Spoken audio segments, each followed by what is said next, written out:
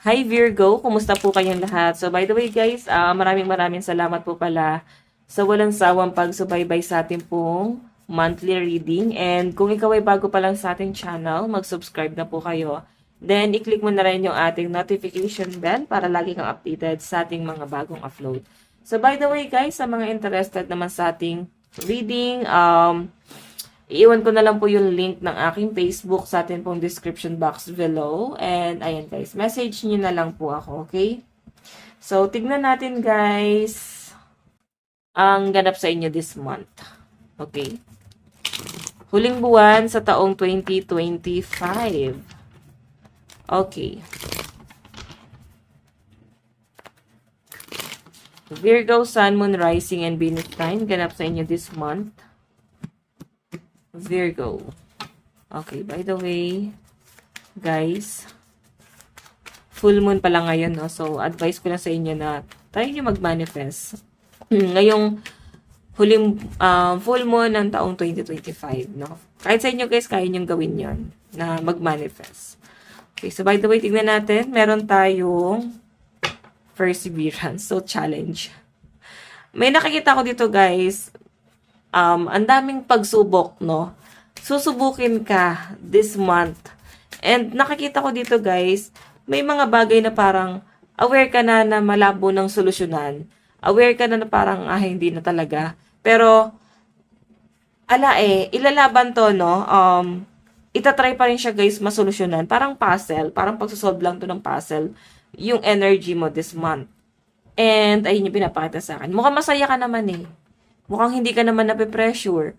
Mukhang nag-e-enjoy ka naman dun sa challenge na to. Kumbaga, sige lang, ito yung challenge na gusto ko. Parang ganun yung atake, Virgo. So, by the way, tignan pa natin. Virgo, Sun, Moon, Rising, and Venus sign. Additional message. So, by the way, guys, maganda pa rin na alam nyo ang inyong Sun, Moon, Rising, and Venus sign para sa iba pang guidance, okay? Tignan pa natin. So, meron tayong death. So, ito guys, hindi naman to pangit, no, yung death. Ending and new beginning, sudden change din po yung death, no.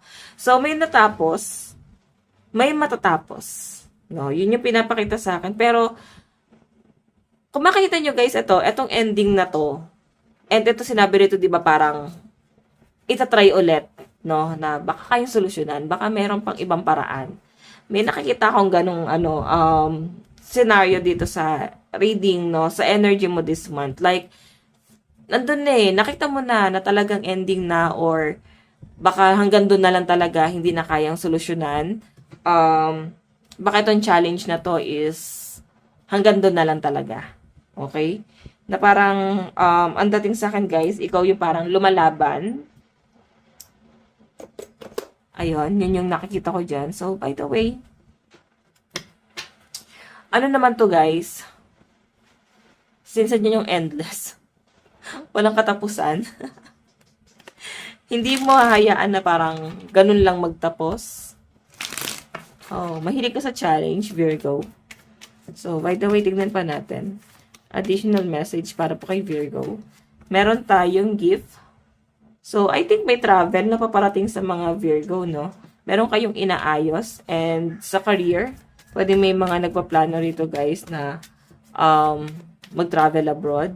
So, may nakikita rin ako, guys, promotion pagdating sa career. Pero, guys, may mga pag-aalinlangan, no? Nandun sa point na game ka or ready kang yakapin to.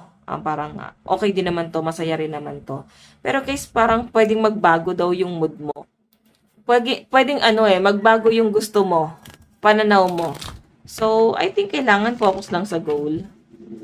Okay? May may dahilan kung bakit biglang nagbabago yung isip ng mga Virgo dito. So, by the way, meron tayong collaboration, backup, unity, and enhancement. So, pagdating guys sa career or sa commitment, pwedeng sa circle of friends or kung sino man to guys, mga kakolab mo, no, this month. Yung pinapakita sa akin dyan, is something na may pagkakaisa talaga. As in, tulungan, no? So, tignan mo naman guys, ikaw to parang nagli-lead dito sa grupo na to. Ikaw yung parang, parang cargo mo to, responsibilidad mo to. Yun yung pinapakita sa akin, guys, para mas maging maganda, mas maging maayos. Titignan pa natin na. So, by the way, guys, lucky number mo this month is 7, 79, 36, and 45. Tignan pa natin. Usog ko lang to, guys. Virgo, Sun, Moon, Rising, and Venus sign. Additional message ko para kay Virgo. Additional message para po kay Virgo. Meron tayong, ayan. So, I think may BS, no, na nangyayari sa buhay mo. Something shit. So, may nangyayari sa buhay mo na hindi mo ginusto na ma-involve dyan or malagay ka sa sitwasyon na yan. Pero, siguro may mga regret, may mga challenge na nangyari, pero mas malinaw ko siya, guys, nakikita na hindi mo gusto na mangyari to sa inyo. Hindi mo gusto na danasin mo tong bagay na to. Na ito na yung naging kinahihinatnan, no? So, I think, may option ka naman. Again, kagaya ng sabi ko, is death, no? Ending to sudden change. Ikaw yung, magde-decide kung i-pursue or i-end or tatanggapin mo na lang. So, nandun yung trigger ng energy mo. Tignan pa natin. Additional message. Meron tayong, may paulit-ulit na nangyayari sa inyo, guys, kasi hindi ka natututo. Kaya paulit-ulit kang binabalik yan. Hindi mo kasi natututunan eh. Ano rin dapat gawin, Virgo? Kailangan i-end mo na yung cycle. Huwag ka nang bumalik dun sa paulit-ulit na cycle. Kailangan matutunan mo na agad yung lesson mo. Okay? So, by the way, meron tayong sleep on it. So, guys, ito parang kahit natutulog ka, parang grabe, no? Parang pagod yung isip mo, may pag-overthink, or siguro may mga weird kang panaginip, or sa sobrang pag-overthink mo, napapaginipan mo na yung ino-overthink mo, no? So, paulit-ulit yung cycle, ayan, no? Okay? So, I think isa to sa mga nakaka-pressure para sa inyo. Virgo. Tingnan pa natin. Meron tayong the die is cast. So, guys, ingat ka ha. Kasi ito, pag ito lumabas sa akin, sabihin, possible na may nagka-cast ng spell or karma. Okay? Ayan, may mga tao doon na parang nakasupport. Parang, sige, force mo lang yan. Pero guys, parang susuportahan ka nila kahit alam nilang ikakapahamak mo yon.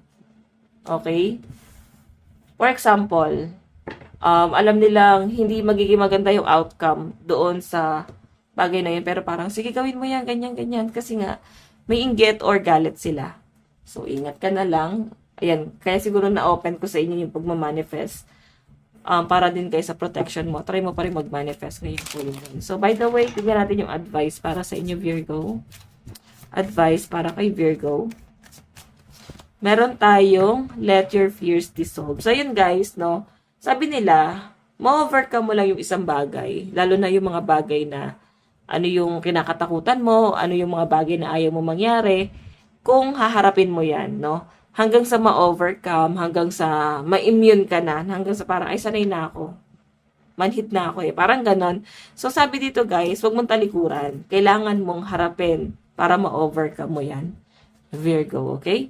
So, by the way guys, ito lang po ang inyong reading ngayong buwan ng December 2025. Again, maraming salamat. God bless and love you all.